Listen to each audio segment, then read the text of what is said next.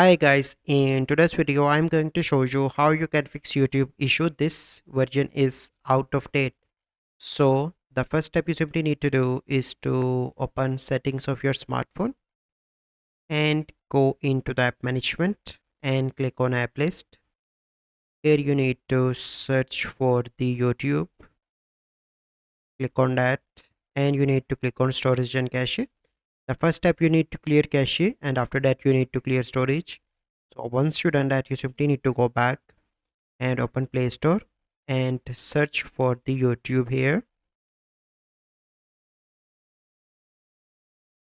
and you need to update your YouTube application.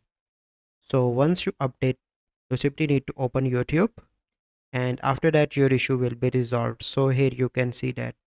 So this is the process. I hope you find this video helpful.